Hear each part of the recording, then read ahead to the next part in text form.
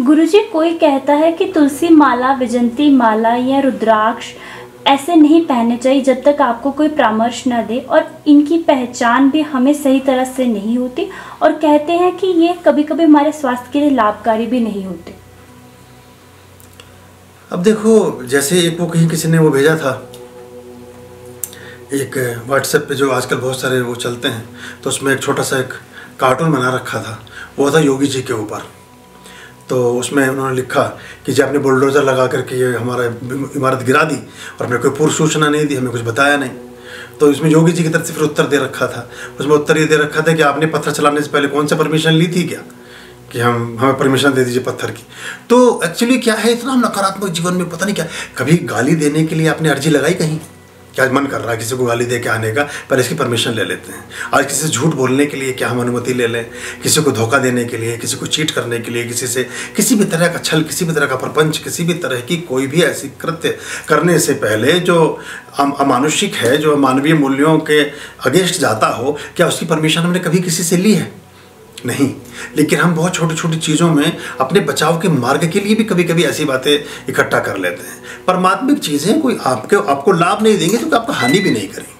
हाँ, कुछ उनके नियम और विधान और चीज़ें होती हैं, उनका थोड़ा सा ज्ञान आपको हो ही जाएगा। बिना ज्ञान के आप धारण भी नहीं करेंगे। और देखा देखी जो धारण करते हैं उसे बहरूपियों से अधिक कुछ होते नहीं है। उनके लिए वो चीज़ एक तरह से प्रदर्शन का प्रयोजन होती है और कुछ लेना देना नहीं होता। सड़कों पर जो अब रंगे रंगे वस्त्र पहन लिए, गले में 50 रुद्राक्ष की मालाएं डाल ली, ना रुद्राक्ष का उनके जीवन से कोई संबंध है और ना ही उनके जीवन का रुद्राक्ष से कोई संबंध है। ना रुद्राक्ष उनको कोई फल देने वाला है और ना ही उन्होंने फल के लिए उसको पहना है। वो प्रदर्शन के लिए पहना तो प्रदर्शन पूरा हो रहा है। वो अपना माथा रंग कर चले हैं तो माथा रंगा हुआ पूरा, वो जो काम होना था वो हो रहा है। वो जिस काम के लिए किया था वो तो काम कर ही रहा है, लेकिन आपके उद्देश्य क्या थे, इसमें बड़ी गहरी बात होती है।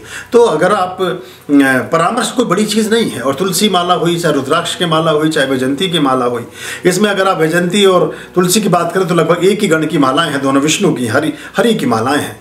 जहाँ तक रुद्राक्ष है वो हर का है। तो इन मालाओं में खास तौर से रुद्राक्ष थोड़ा कच्चा होता है। आप वॉशरूम जा रहे हैं तो उसको उतार दें।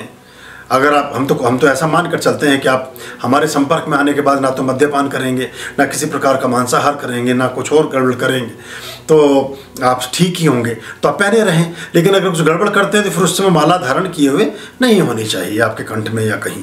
बस ये छोटी छोटी बातें ध्यान में रखी जाती हैं।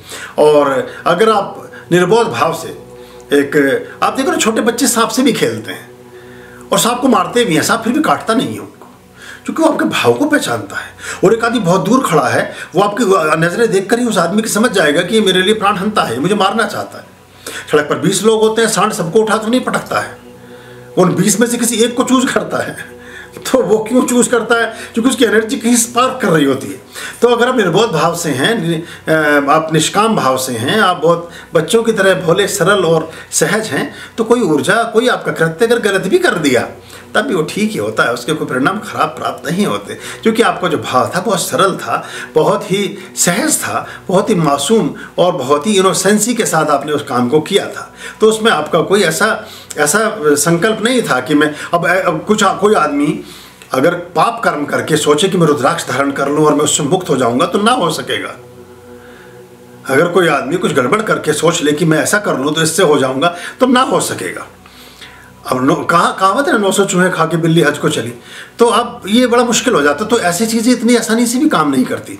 ये आपके एनर्जी का खेल है, तो एनर्जी से ही चलता है, तो उसको जोड़ लेंगे तो अच्छा होगा और वो बढ़िया रहेगा आपके लिए।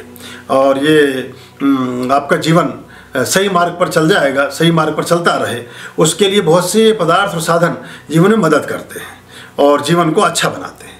तो ये आप अगर समझ लें तो ठीक है। अभयां भज रे चित संततम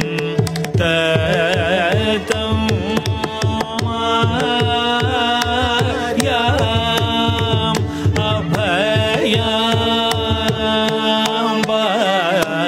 भज रे